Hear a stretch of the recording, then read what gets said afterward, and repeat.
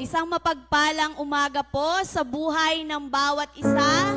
Are we ready to praise the Lord this morning?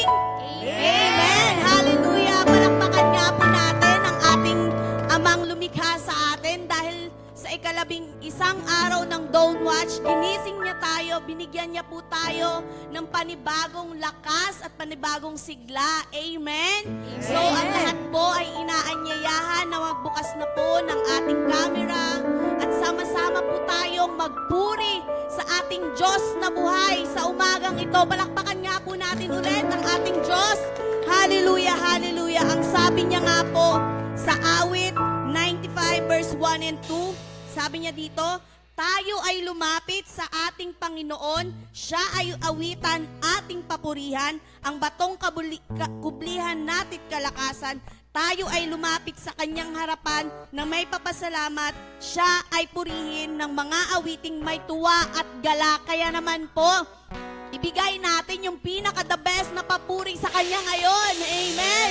Ipalakpak natin ang ating kamay, ipadyak ang ating paa, upang makaniig natin ang ating Diyos. Amen! Hallelujah! Let's wave our hands! Yes, Lord!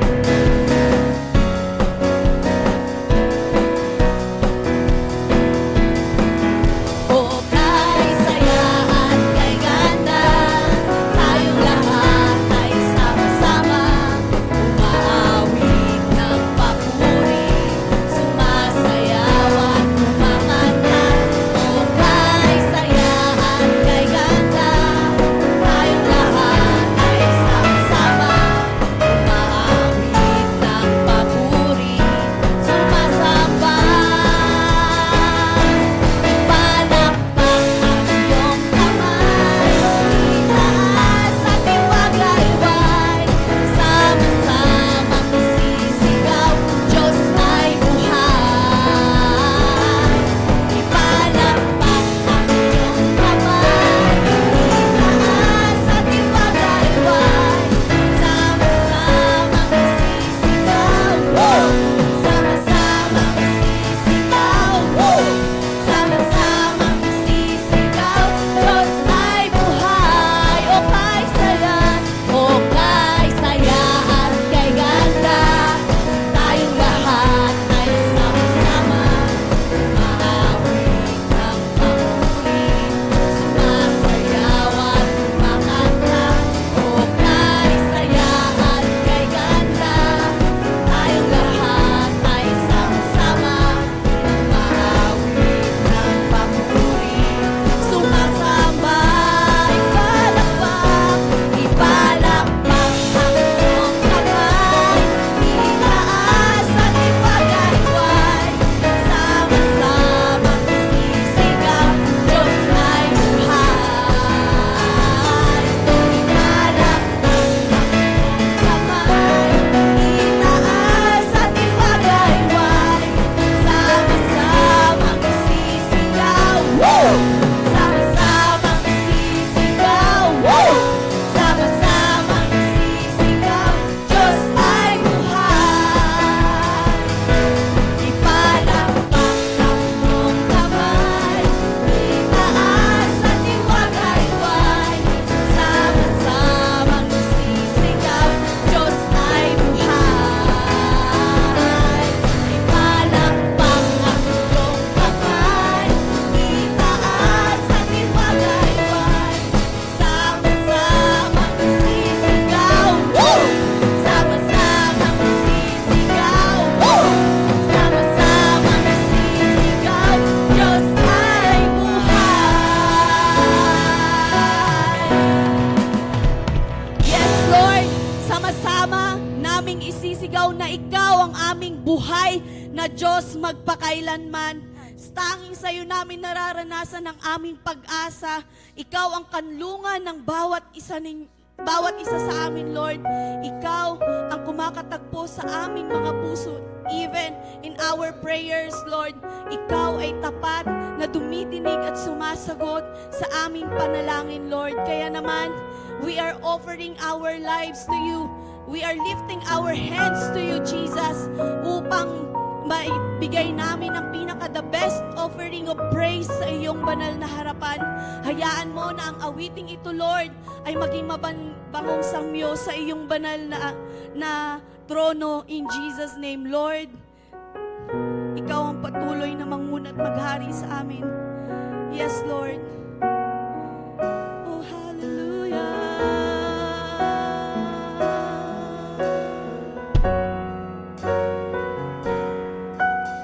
Ikaw lang ang pag-asa ko, tanging ikaw ang buhay ko, Jesus.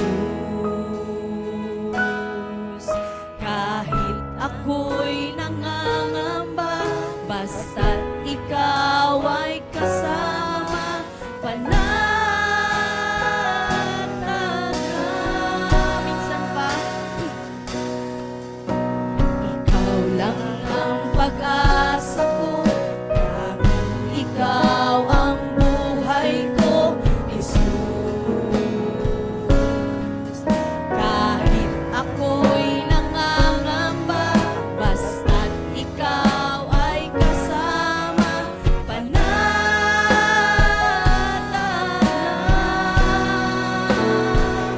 Kahit kailan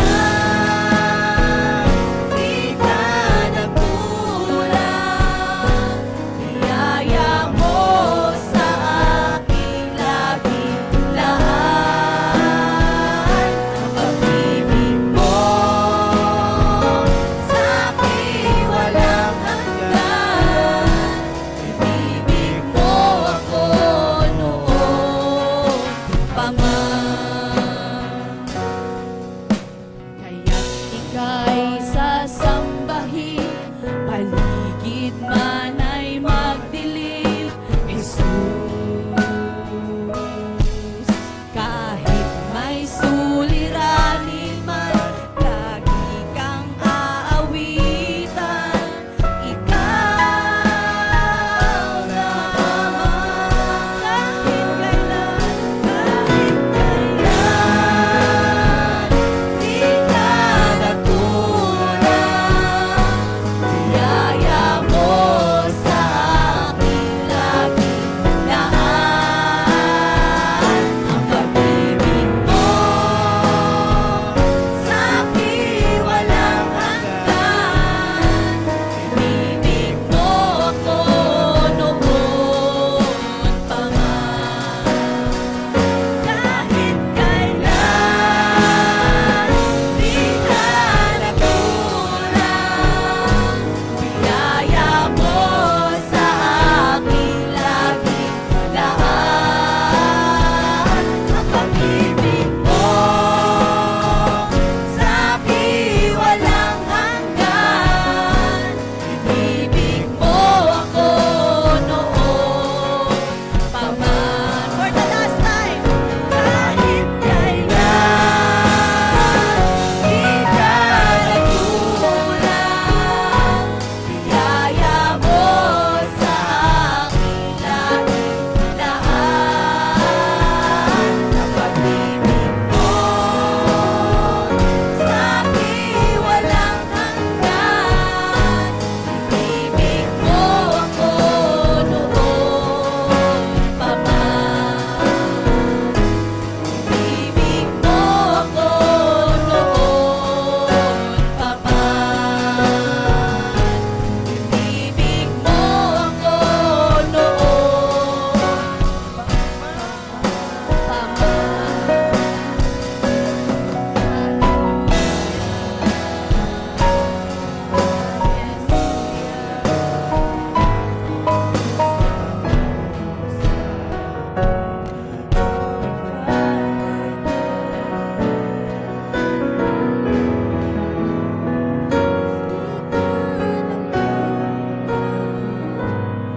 Biyaya mo sa aking laging laan. Ang pag-ibig mo sa akin walang hanggan. Ibig mo ako noon pa man. Hallelujah. Hallelujah. Praise God. Palakpakan po natin ang Panginoon. Hallelujah, hallelujah.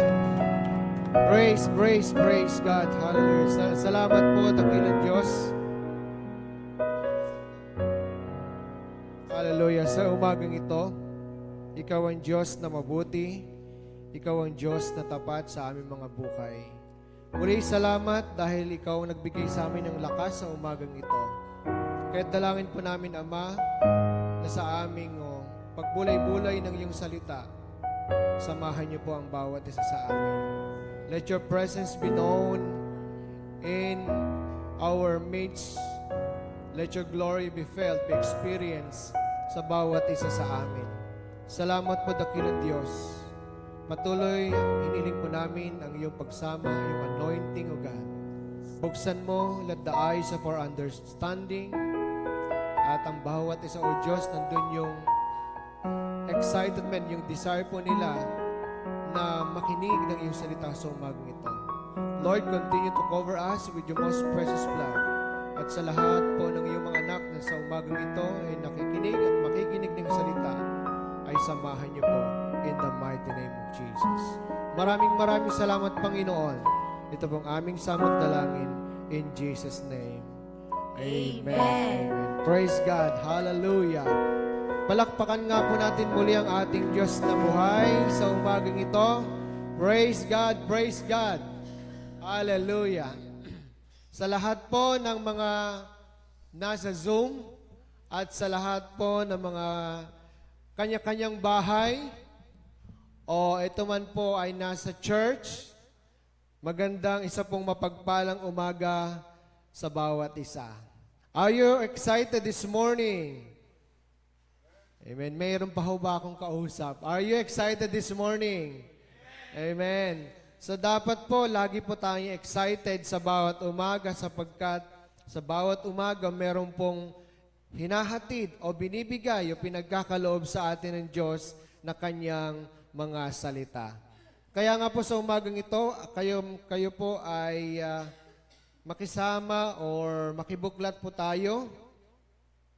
Amen. Sa aklat po ng Exodus, ang ating pong versikulo, ang ating pong verse this morning is Exodus chapter 32, verse 9 hanggang 14. Exodus chapter 32, verse 9 to 14. Amen. Kung nandun na po kayo, kung meron po kayong Bible, ay samahan niyo ako sa pagbabasa. Babasahin ko rin po sa Tagalog. Amen. Ang sabi po niya pa rito, verse 9. Kilala ko ang mga taong iyan, at alam kong matitigas ang kanilang ulo. Verse 10, hayaan mong lipulin ko sila, at ikaw ang iyong lahi gagawin kong isang malaking bansa. Verse 11, nagmakaawa si Moses kay Yahweh. Ang sabi niya, Huwag ninyong lilipulin ang mga taong inilabas ninyo sa Ehipto sa pamamagitan ng inyong dakilang kapangyarihan. Verse 12, kapag nilipol ninyo sila, masasabi ng mga Ehipsyo na ang mga Israelita ay inilabas ninyo sa Ehipto upang lipulin sa kabundukan. Huwag na ninyong ituloy ang inyong parusa sa kanila. Alalahanin ninyo ang mga lingkod ninyong sina Abraham, si Isaac at si Jacob. Ipinangako ninyo sa kanila na ang lahi nila ay pararamihing tulad ng mga bituin sa langit at magiging kanila habang panahon ang lupang ipinangako ninyo. Verse 14, hindi nga tinuloy ni Yahweh ang balak na paglipol sa mga Israelita. Amen. Blessed be the Lord, blessed be the name of the Lord upon the reading of His Word. So palakpakan po natin ang Panginoon. Ang sabi po, ang title po ng mensahe this morning is The Power of Intercession and God's Mercy. The title of the message this morning is the power of intercession and God's mercy.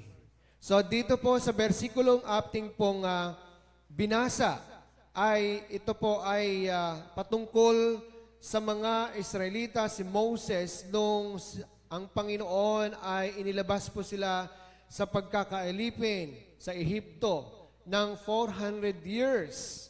At dadalhin na po sila, hallelujah, doon sa pangako. Amen? At doon nga po nakarating po sila doon sa pangakong niyon. And then si Moses, ito po ay nag-intercede in behalf of the Israelites and of God kay sa ating Diyos.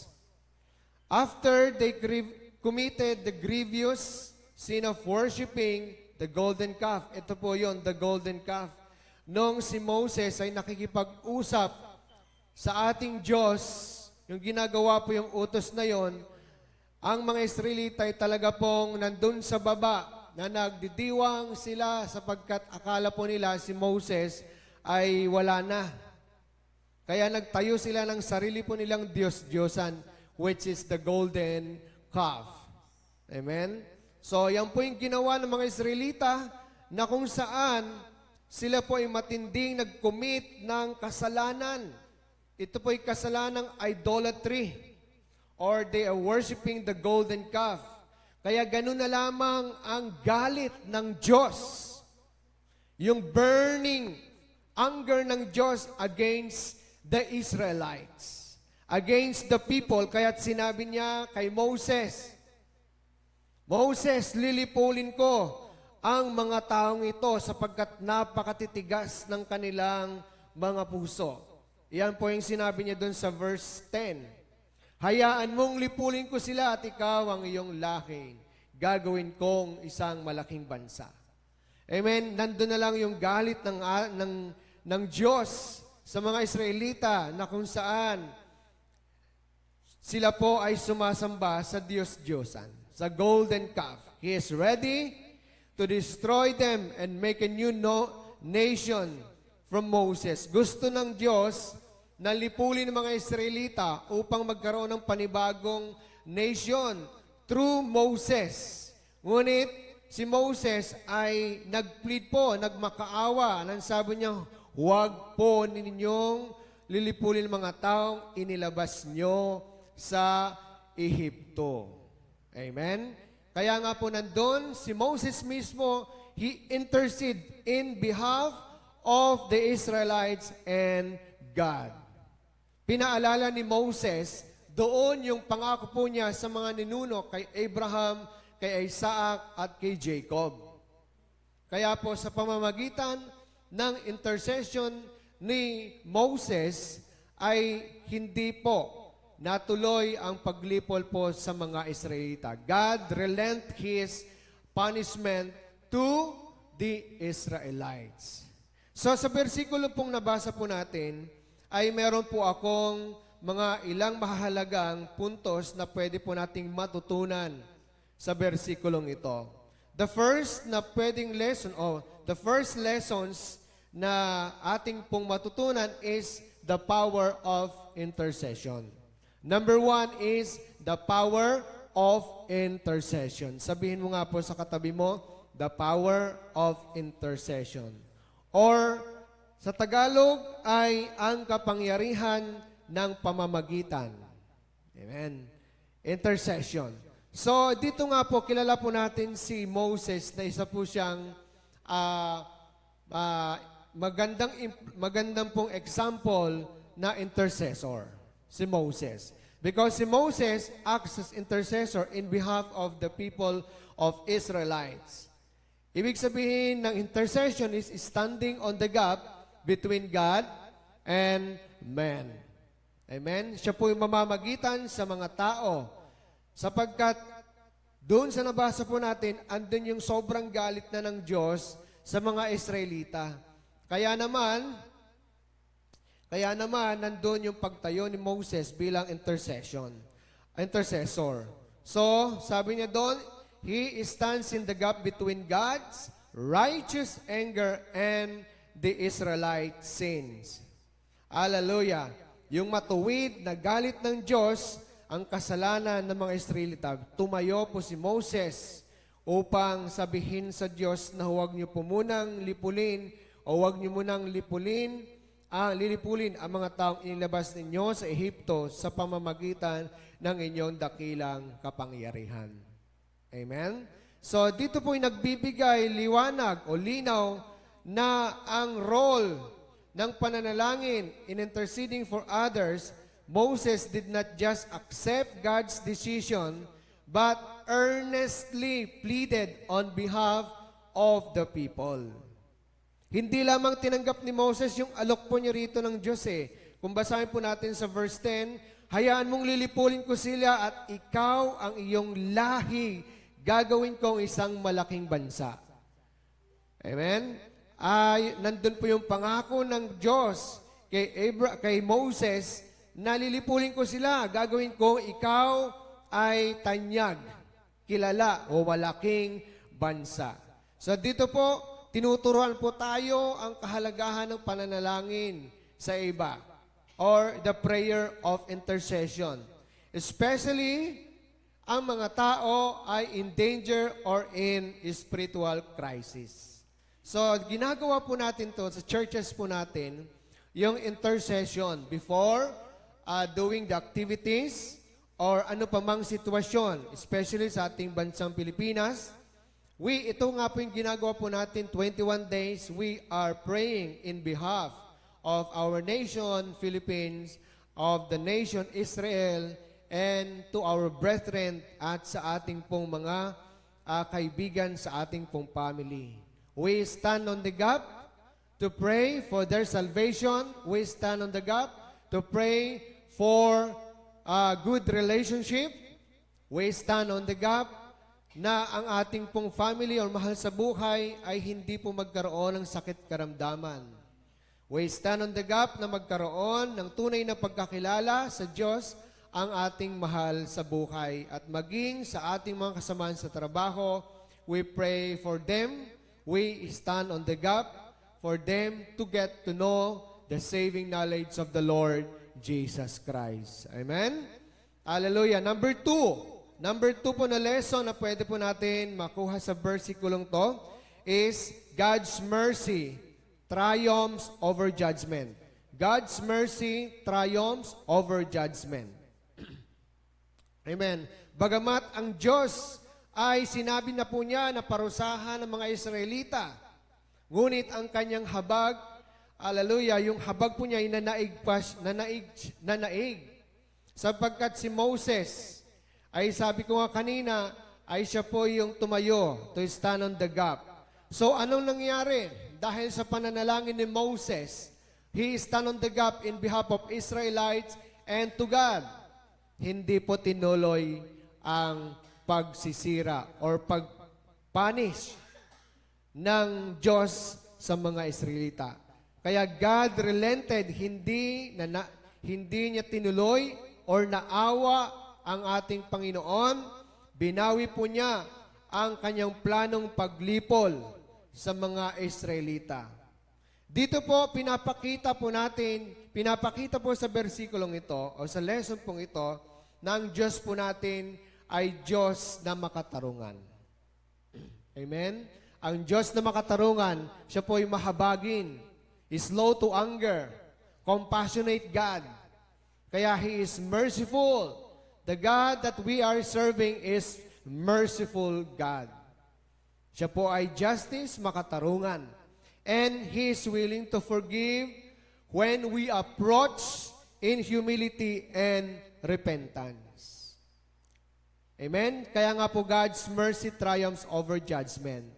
Kung tayo po ay nagkakasala, kung tayo po ay nagkaroon o nag-commit ng kasalanan matindi sa ating Panginoon, amen, kapag meron pong isang taong nananalangin in behalf of us, yung parusa na dapat po natin tanggapin or danasin mula sa Diyos, ito po ay kanyang binabawi at hindi po niya tinutuloy sapagkat ang Diyos po natin ay makatarungan. At kung tayo po ay lumapit sa Diyos ng may kapakumbabaan at ng may pagsisisi, God will forgive us. Amen? Katulad po na nangyari sa kanila. Iisa lamang ang tumayo na intercessor, si Moses, para bawiin ng Diyos or hindi po niya ituloy ang pagpaparusa. Amen? So hindi po nangangahulugan ito na nagbabago ang desisyon ng Diyos, kundi dahil sa kanyang likas na kabutihan, kalikasan ng Diyos na mabait, slow to anger, He is merciful, hindi po niya ito tinuloy. Number 3. Number 3 is appealing to God's character. Appealing to God's character. Si Moses po nanalangin siya base sa karakter ng ating Diyos. Base sa katangian ng ating Diyos. Sapagkat kilala ni Moses ang Diyos. Yung kanyang katapatan sa kanyang mga pangako. Hindi lamang sa kanyang mga ninuno, kundi sa buong nations. Kaya ni-remind ni Moses sa ating Panginoon, sinabi po niya, the covenant to sa mga patriarch, kay Abraham, kay Isaac, at kay Jacob. Amen. Ni-remind niya ang Diyos na kung saan yung pangako po niya sa verse 13. Sinabi po niya rito ni Moses sa ating Diyos. Ang sabi niya, alalahanin ninyo ang mga lingkod ninyong sina Abraham, sa Isaac, at si Jacob. Ipinangako ninyo sa kanila na ang lahi nila'y pararamihin tulad ng mga bituin sa langit at magiging kanila habang panahon. Ang lupang ipinangako ninyo.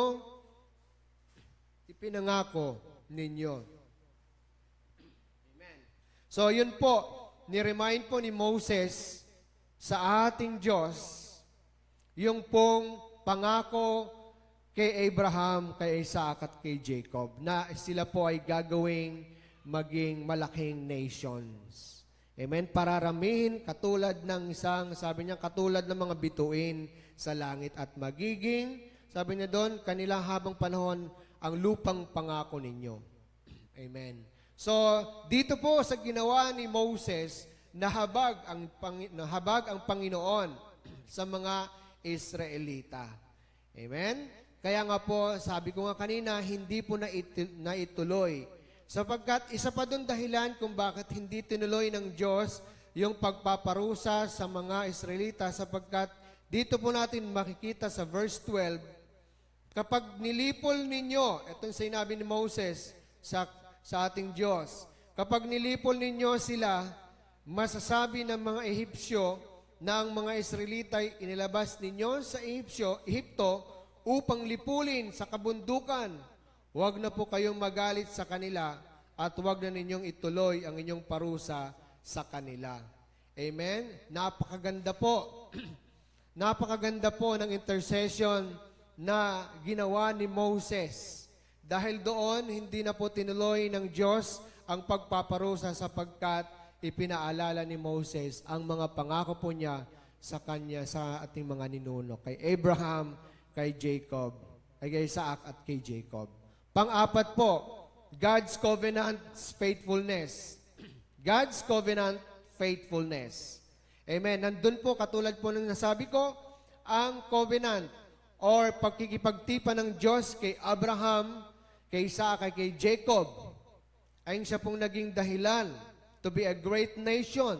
Kaya nga po si Moses, umapila doon sa tipan ng Diyos sa kanilang mga ninuno. Pinapahayag po doon ang kahalagahan at pagpapakaunawa po natin na tayo dapat magtiwala po sa mga pangako ng Diyos. God's promises. Dito po, tinuturo po sa atin na magkaroon po tayo ng confidently rely on God's promise, God's faithfulness.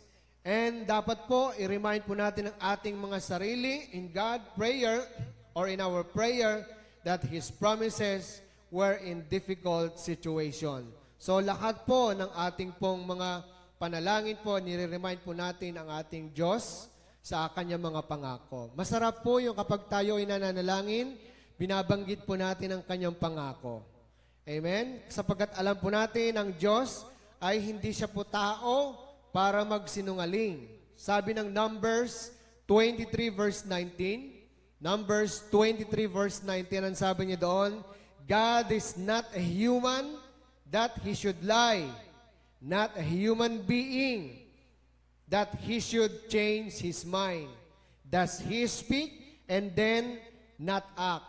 Does He promise and not fulfill? Ang Diyos po natin ay hindi po sinungaling. Hindi po siya tao na siya po ay magsisinungaling. Amen? Kaya nga po, God's faithfulness or covenant's faithfulness. Kapag sinabi ng Diyos, gagawin po niya yon.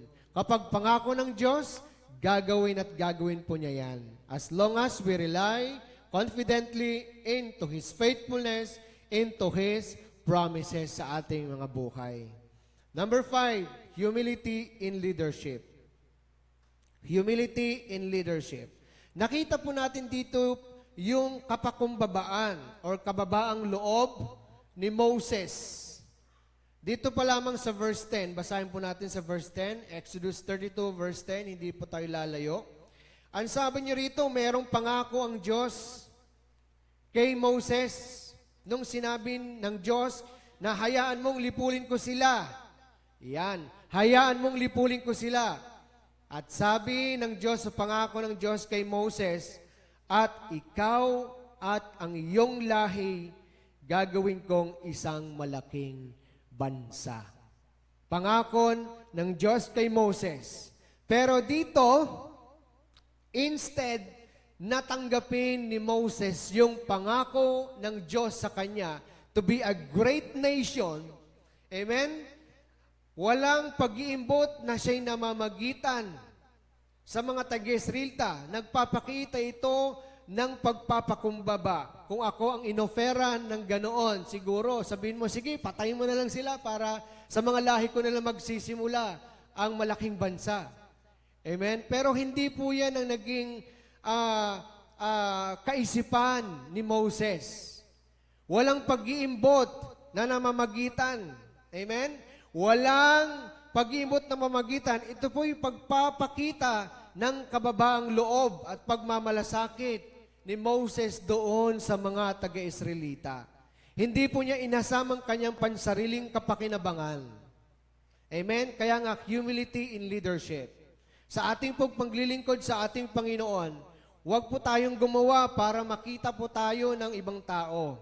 Amen? Kailangan po, isipin po natin yung kapakanan ng ibang tao. Hindi lamang ikaw yung magaling, hindi lang ikaw yung mabuti, pero dapat ipakita po natin bilang tayong mga leaders, workers ng Panginoon, hindi lamang o kaya members, attendees, or even a Christian, kinakailangan po natin na magkaroon po tayo ng kababaang loob, pagmamalasakit po natin sa mga tao, hindi sa ating personal ayota o personal agenda. Hindi lamang sa ating sariling kapakinabangan. Amen? Isipin din po natin ang ating mga kapatid sa pananampalataya.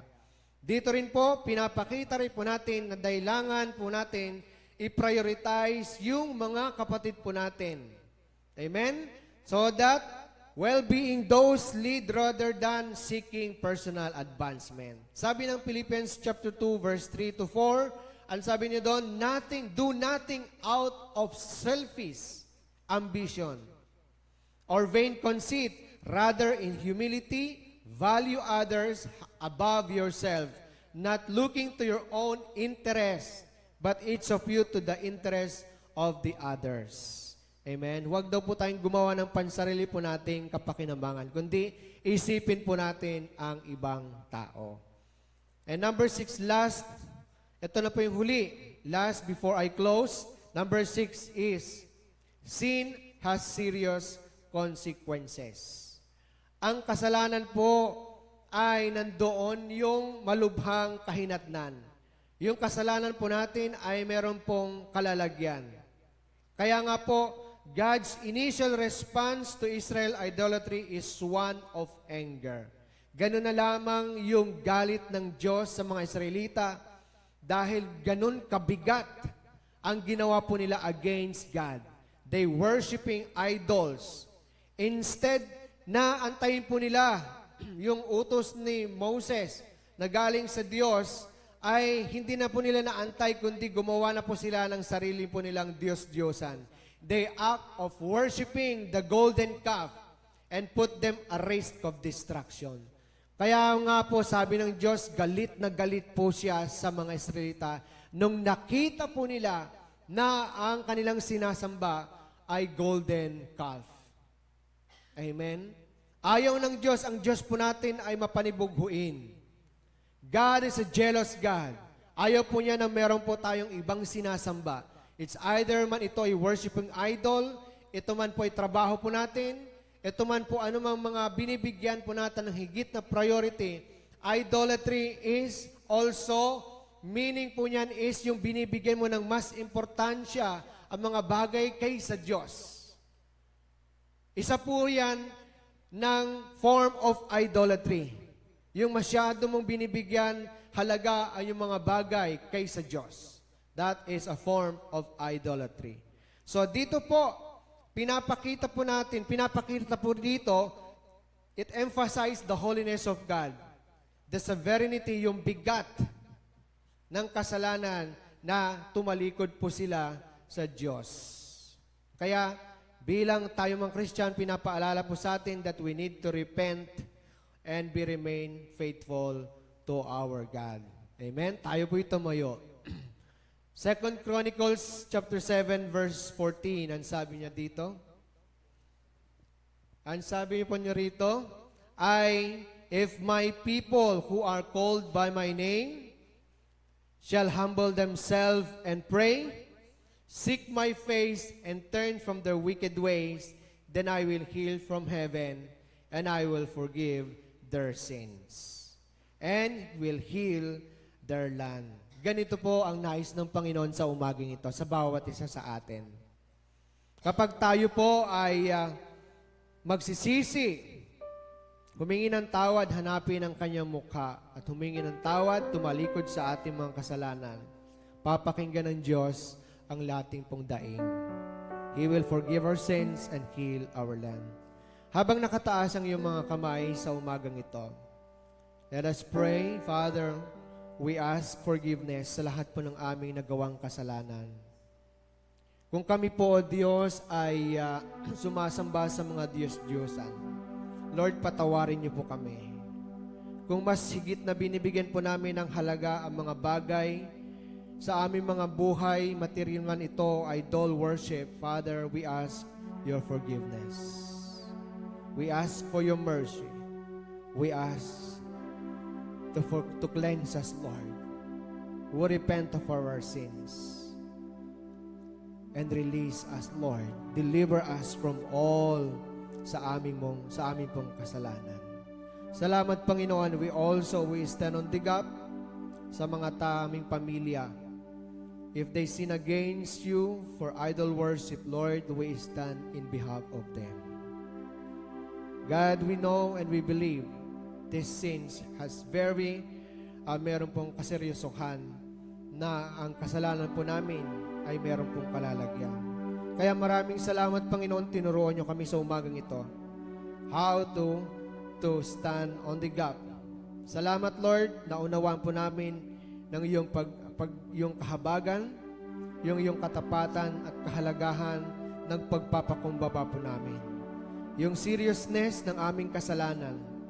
Salamat, O Diyos, dahil Ikaw ang Diyos na compassionate and willing to forgive when we approach you with humility and repentance. Salamat, Panginoon. This is our prayer in Jesus' name. Amen and amen. Praise God. Praise God.